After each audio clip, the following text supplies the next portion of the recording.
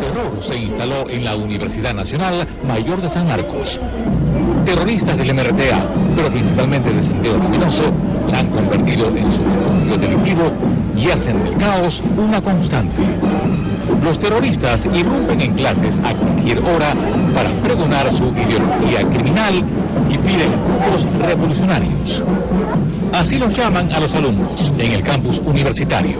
En lugar de flamear la bandera nacional, lo hace un trapo rojo. Bajo la mascarada de grupos de estudio, se esconde la convocatoria a charlas y conferencias que, en realidad, son parte del adoctrinamiento apologista al llamado Pensamiento Gonzalo, a los jóvenes estudiantes que asisten a ellos por temor que impera en la ciudad universitaria.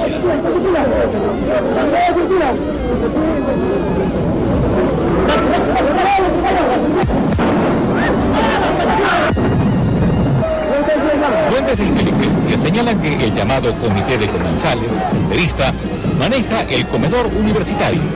Personas ajenas se alimentan en él. Personas indicadas como miembros de Sendero Luminoso. Lo mismo ocurre en la residencia universitaria, donde solo el 20% de los estudiantes reúne los requisitos para alojarse ahí. Inteligencia advierte que la residencia está copada de elementos terroristas y que incluso cuando alguno de ellos queda herido, producto de algún atentado que cometen en la ciudad, es en la residencia universitaria donde se esconden hasta curar sus heridas. Este espacio de la universidad es controlado por el llamado Comité de Seguridad Senderista. Los terroristas, en la práctica, han secuestrado a la Universidad de San Marcos.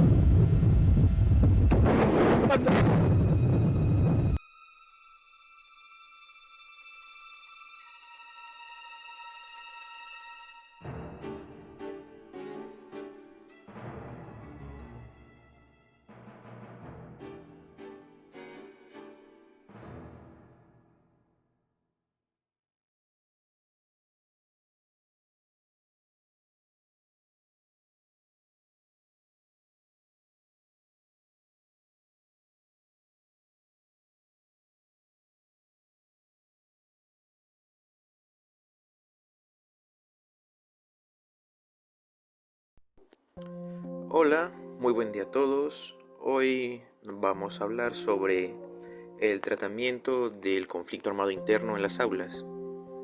Bueno, para una sociedad tan compleja, diversa y con marcadas brechas sociales como lo es la sociedad peruana, hablar sobre un periodo de violencia relativamente reciente como el conflicto armado interno, el cual afectó a la gran mayoría de los peruanos, es generar un tema polémico y delicado.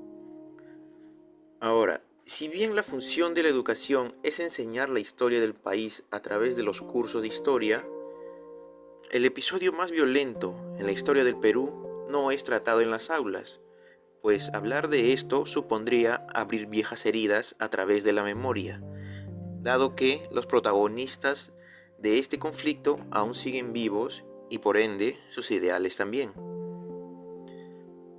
Además de que fue gracias al espacio educativo la herramienta con la cual Sendero Luminoso logró propagar y ganar fuerza mediante sus ideales, lo cual influye en la forma de ver a los maestros cuando toca hablar del conflicto armado interno, por supuesto.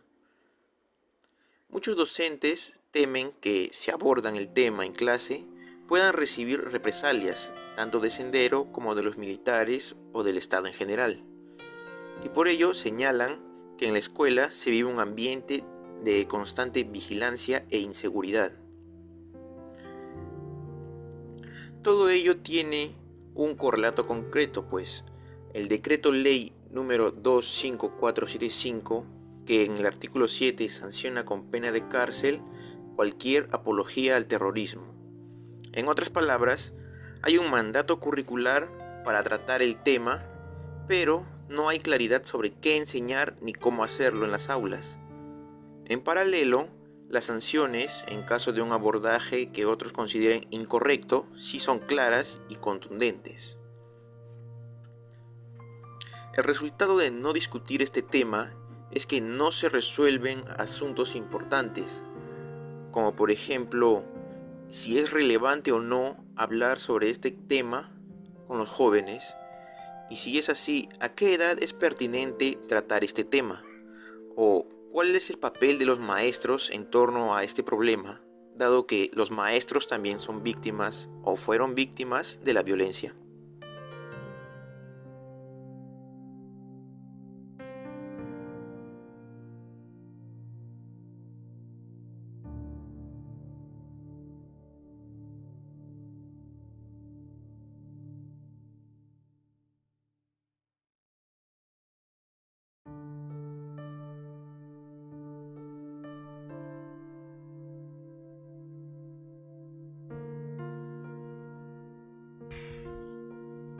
Pero demos un esbozo de por qué el tema no es tan sencillo de tratar en las aulas.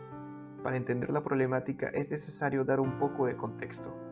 Con conflicto armado interno nos referimos a un periodo violento de la historia del Perú, ocurrido entre 1980 y 2000, en la que grupos subversivos armados intentaron llegar al poder estatal e instaurar un Estado socialista. En este periodo sobresale el conflicto entre Sendero Luminoso, cuyos planes de revolución estaban inspirados en una trastocada filosofía marxista-leninista maoísta, y las fuerzas militares, cuyo afán de control de la paz se degeneró en diversas actividades ilícitas que afectaron a la población fuera del conflicto. Estos fueron víctimas de la violencia multidireccional al caer bajo sospecha de ser aliados de uno o de otro bando de los bandos anteriores. Pero retomemos nuestro tema central. La educación ha sido el lastre de las décadas anteriores y cuyos efectos sufrimos aún hoy en día.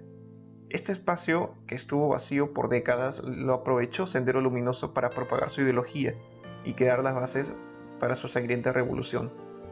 Un estudio realizado en 1987 por el personal de la Oficina de Informaciones del Ejército Peruano elaboró un perfil del subversivo urbano.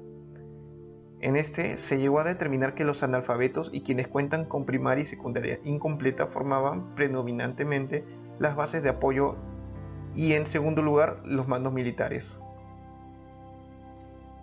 Sendero buscó instrumentalizar las instituciones educativas como universidades, colegios y academias preuniversitarias con el afán de adoctrinar a los jóvenes y unirlos en su misión de imponer una revolución socialista a través de la violencia. La infiltración en la estructura de dirección del sistema educativo implicaba utilizar la propia estructura del Estado en su contra.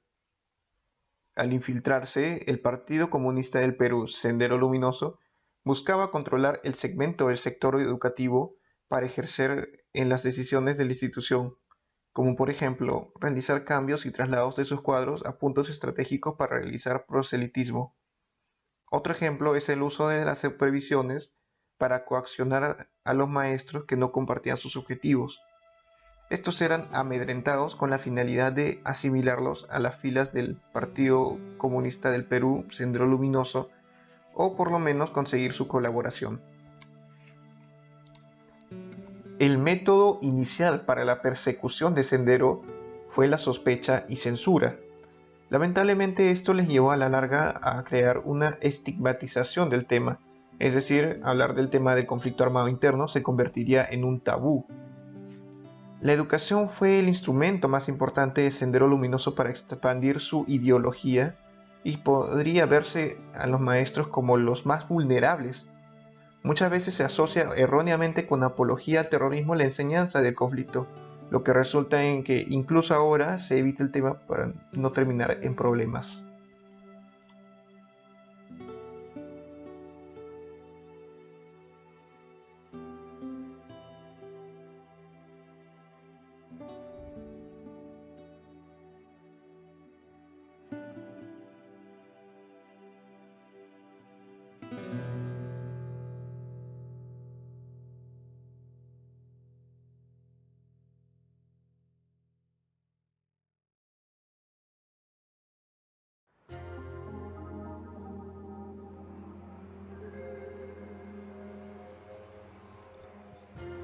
Pero ¿por qué esto es malo? No se puede hablar de un desarrollo correcto de la ciudadanía cuando no se coloca a todos en igualdad de condiciones y sobre todo en un aspecto tan fundamental para el desarrollo humano como lo es la educación. En gran medida, uno de los factores que dieron inicio al nacimiento de Sendero Luminoso fue la desigualdad educativa en el país. Si bien entre las décadas del 60 y 80 se produjo un incremento bastante significativo en cuanto al acceso a la educación, esta se desarrolló de manera muy desigual. De hecho, Ayacucho, que fue la región más afectada en el conflicto, a inicios de los años 80, terminó ostentando el antepenúltimo lugar en el analfabetismo con un 45% de analfabetos mayores a 15 años. Pero veamos los sucesos del día de hoy. La desigualdad educativa, si bien existe, no es la misma, pero hay otro factor más que resalta. El desarrollo humano y la ciudadanía también van de la mano con el desarrollo de la comunidad. Ser ciudadano también significa aportar a la sociedad y el debate con respecto a temas sensibles es fundamental. Como hemos visto, no se trata de una manera extensa del estudio de un tema tan importante para nuestra vida contemporánea como lo es el conflicto armado interno. Es decir, no se puede promover un desarrollo entre comunidades si no se les da las herramientas.